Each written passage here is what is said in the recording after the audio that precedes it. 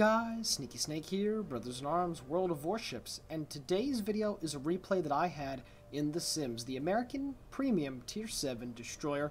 I'm division up with my buddy Puddin597. He's playing in his Japanese Tier 7 Heavy Cruiser, the Miyoko, and we're playing some domination here on the map Sea of Fortune. So, this game is my new highest base XP game that I've ever had in World of Warships. My old record was an epic game that I had in the Hindenburg, where I managed to do over 190,000 damage, shoot down 44 planes. I'm going to provide you guys the link to that video in the description and on the screen right now, if you care to go check it out. But this game, I'm going to do just a little bit better. Now, The Sims here in World of Warships is a very, very competitive destroyer. When it was first released, I guess at this point about a year and a half ago, right when the game first came out, I actually think it was in a bundle that you could buy before the game went live from the open beta. But I digress. The Sims used to be in somewhat of a bad state, and nowadays, compared to its other Tier 7 Destroyer contemporaries, it's not bad whatsoever. You get the mechanized turrets, which you first get on the Benson, which is the Tier 8 regular American Destroyer. So these things only take 5.3 seconds to be able to turn 180 degrees. And you also have a very, very nice reload of under 4 seconds with these guns. So what it allows you to do is become the best knife fighter, in my opinion, at Tier 7. Even better than the Mahan, which is the regular American Destroyer, because it does not have the mechanized turrets. And while the Mahan's turrets still turn relatively good, and you can have a hull on it, which has 5 guns instead of 4, the Sims' turrets are just lightning fast, and they allow you to go up against higher tier destroyers like higher tier Japanese or even German ones and still come out on top. So at the beginning of the game here, I'm going to move over into Objective Bravo and utilize the close-range nature of the ship. I'm also running the 5.5 kilometer torpedoes. The Sims does have an option to choose between 9.5 kilometer torpedoes that have a very paltry speed of 48 knots and hit for just over 6,000 if you manage to hit where there is not a single part of the torpedo belt. So basically those things do 0 damage, and all they're good for is trying to start floods. But the 5.5 kilometer torpedoes are much more deadly if you're able to land quite a few of them in a salvo. I believe they do over 10,000 points of damage, so you're almost doubling the amount of potential damage that these things can do. And while they don't reload as quick, they are much faster. They go, I think, around 65 knots, 64 knots, so these things are pretty good speed-wise for Tier 7, and it allows them to be extremely effective at knife-fighting ranges. And unfortunately for me, I come across the Fletcher. That was the guy that was spotting me right as I turned the corner. However, I'm going to get some shots in, and I do manage to reset the cap. Now, American Destroyers do have the best smokes, and you can create one heck of a wall of smoke, either going into an objective or covering your allies. You can cover multiple ships with it. So I wanted to make sure that I could at least push up into the cap and contest. So even though I'm going to take a couple hits here, I think that the hit points that I lose is a-okay. The Fletcher now gets detected by somebody's radar in the background, so now I'm going to get some good shots here. And again, you can see here that the rate of fire is fantastic here on the Sims, and it is 3-second reload. If I said it is below 4 seconds, that is true. It is 3 seconds flat. And you can see here, even a Tier 9 American Destroyer like the Fletcher has to run away if he's not in a good position to be able to engage me. Now, I'm certain that he probably dropped torpedoes, and the reason why that I dropped mine is when he was turning around, I wasn't sure if he was going to be able to make that tight turn and be able to get out of there, and if he was to run aground, those torpedoes certainly would have slammed home. His torpedoes go harmlessly off my port side, and as I back up out of the cap, that is okay. So at this point, I'm getting some long-range shots at the enemy Otago. A friendly Chapayev has moved into Objective Bravo. That appears to be the cruiser that was spotting that guy with his radar a couple minutes ago. So at this point, I feel comfortable enough to go back into Bravo. There is an enemy Gneisenau over in the area. The Chapayev is taking some hits from that smoke cloud over there as well. The enemy has captured Objective Alpha, and they are capturing Objective Charlie. And as you can see, the majority of my team is moseying around about 10 kilometers away from the objective. So at this point, it's not looking too good. My buddy Puddin manages to kill the enemy Kigero with his fire. He got some good rounds into him earlier in the game. I'm now looking for some shots here on the enemy Mahan. Torpedoes come flying in towards our friendly Chapayev, and unfortunately, the Scharnhorst manages to detonate him with one of the torpedoes that struck him in the bow. So now I know that there's a Scharnhorst in that smoke cloud. My torpedoes are done reloading, and again, it is a very competitive reload on these torpedoes, 1 minute and 18 seconds. However, the torpedo tubes do turn rather slow, as you can see here, but I'm going to launch my fish into that wall of smoke. More torpedoes are coming. I was already backing up, probably from the Mahan, and I'm going to be able to just barely squeeze by as that torpedo goes past me on the bow of the ship. And now my salvo is going in. There is also an enemy Missouri coming in, and the Missouri does have the radar. It has the same distance as the Baltimore, 9.5 kilometers, and I believe the same amount of duration at 35 seconds. All of a sudden, I managed to get one torpedo hit that goes flying in there, and as I get detected, the Scharnhorst is going to eat 3 more torpedoes, and I do manage to set one flooding. So I'm already up to 42,000 points of damage, but you see there the actual damage that I did with those torpedoes was rather unstellar, and 3 of the 4 did not set a fire. So at this point, or excuse me, not a fire, managed to flood him. Yeah, of course, they can't set fires. What am I, stupid? Getting some shots here now. The full gun's set out, going in against the Scharnhorst, and I'm trying to get a fire now because obviously he's used his damage control. So I can only use the rear turrets at this point. The enemy Fletcher comes back, so I'm obviously going to target him. Our buddy in the Mahan makes a completely dumb play, trying to get in there. I do believe he will kill the Scharnhorst. No, he does not. His torpedoes, he aimed him way too far forward. The Mahan is trying to get back here, but unfortunately, I don't believe he's going to make it, and he's getting hit with more shells and more shells. He's at 1,000 hit points. I do manage to set a fire on the enemy Missouri, and yes, indeed, the Scharnhorst manages to take care of my buddy in the Mahan. So at this point, the game is 145 to 479, and it is not looking good whatsoever. Objective Bravo is now being taken by the enemy, and obviously they've still held on to Alpha. I do launch another blind salvo of torpedoes into the smoke, hopefully going to be able to take care of the Fletcher, but we shall see about that. So at this point, my buddy Puddin is also coming back towards Objective Bravo, trying to get some vision on the enemy ships that are on the other side of the cap. It's about 3/4 of the way done, and I'm just waiting for this Missouri to pop his radar if he hasn't already. That's why I am pointed directly away from the cap. The Scharnhorst does appear, and I'm now getting some high explosive rounds in there, and there we go, hitting the superstructure. Very good stuff. More shells coming in from Puddin, and he manages to secure his second kill of the game on that Tier 7 premium German battleship. Now the Missouri appears at 5.5 kilometers. Puddin gets some more vision on that guy, so now I'm going to lay into him, and because of this, I'm able to reset the cap a little bit right there, which is very good, trying to keep the enemy team away from the points that they will get from capping it as long as possible. Puddin's salvo flies in a pretty decent amount, about 2,000, and he does manage to set a fire on the bow, so if I'm able to get a fire on this guy right now, it would certainly be good. And clearly the Missouri's radar is on cooldown right now, because I would have definitely been spotted by now if he decided to hit his T-key. So at this point, more shells going down at the Missouri. Very good stuff here.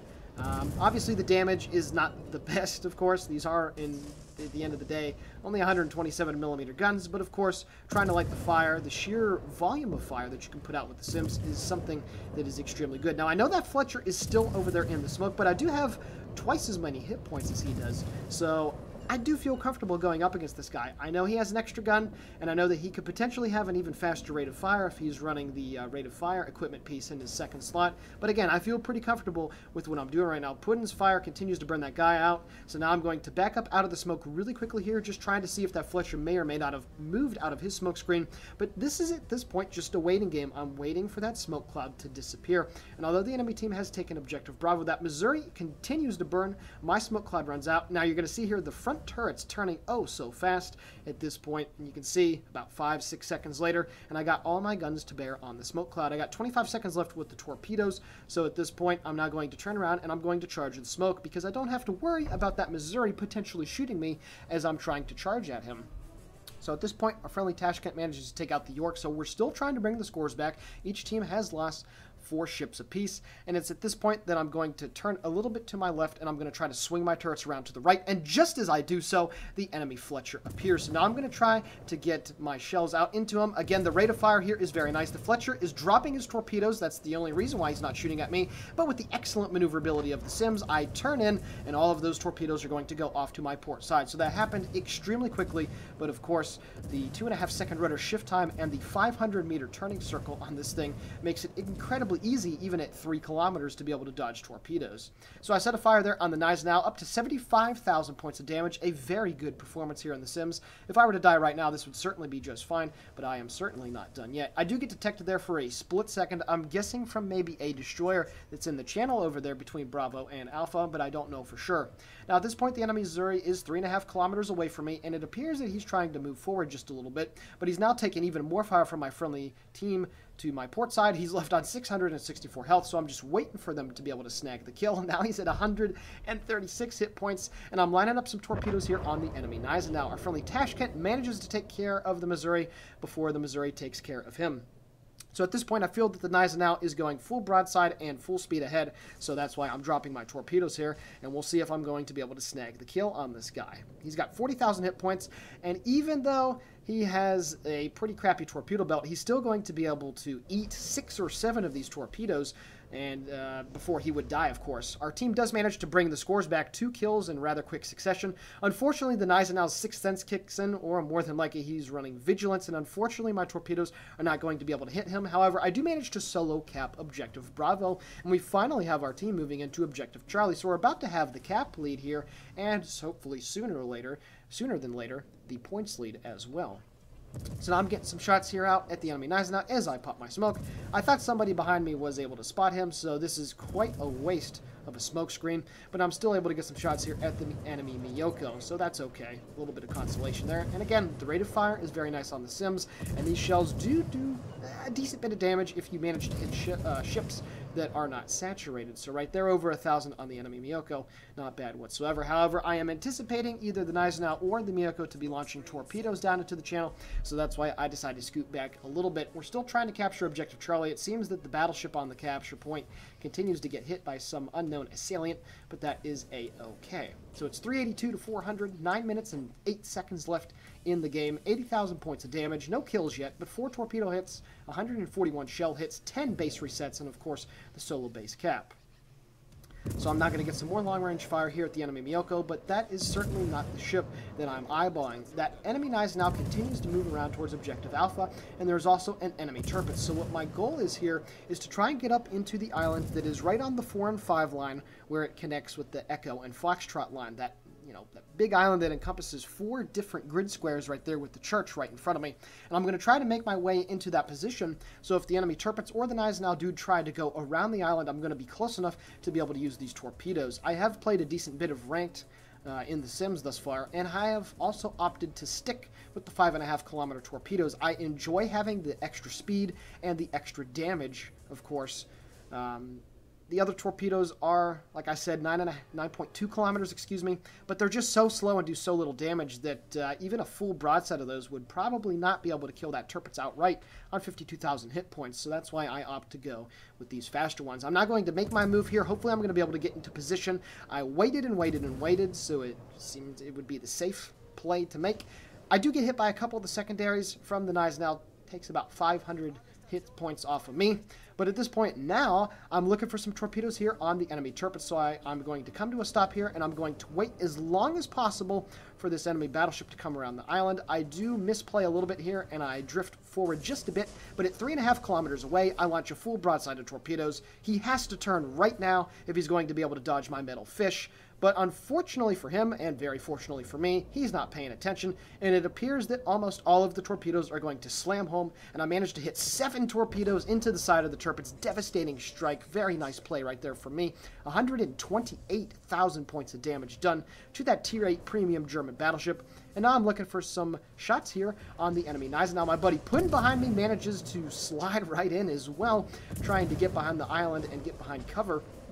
So at this point, I'm waiting, and actually at this point, Puddin manages to lag out of the game, so I got about a second left here on the smoke. So to protect him, and of course to protect me from the secondaries, I'm going to pop the smoke, and there we go. I go undetected, and so does Puddin as well.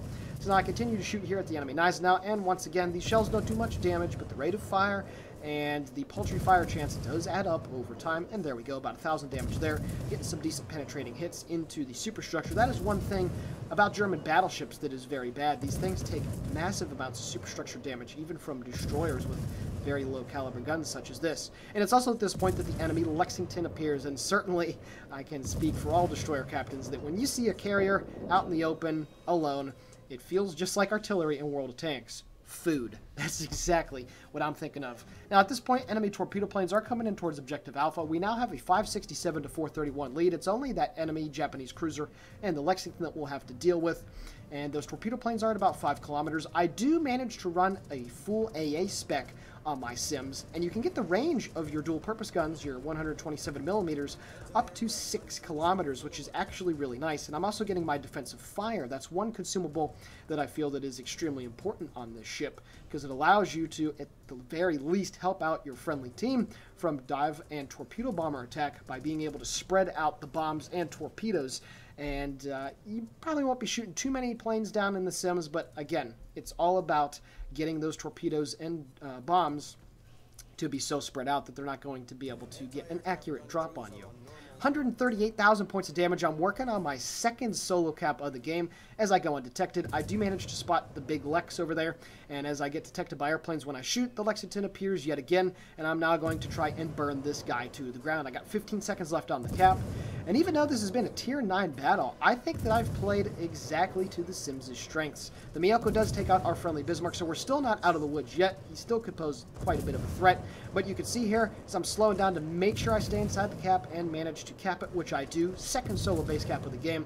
The Lexington only has 9,000 hit points left, and even though these guns have very, very poor shell ballistics, I'm still able to land very decent salvos at long range. I've been playing this ship for some time, and this is also a 19-point captain. Managed to pick up the high caliber and the Confederate, so hopefully I'll be able to finish off the kill. Managed to set a fire on the Lexington. He is now doomed. His damage con is out, so within the next couple of salvos he should be dead. Maybe the next one that falls in, and there we go. Set another fire as I kill that tier 8 American aircraft carrier. 156,000 points of damage, 11 torpedo hits, 2 solo base caps, a plethora of medals to boot, and everything is going exceptionally well for me. So right there, I just think that I played to the Sims' strengths. Again, the fast turret rotation, the very good rate of fire. I didn't panic when I went into Bravo, even though I was dealing with a Fletcher and a Missouri. Those really big and really long American smoke screens. Yes, I know, that probably sounded a bit sensual.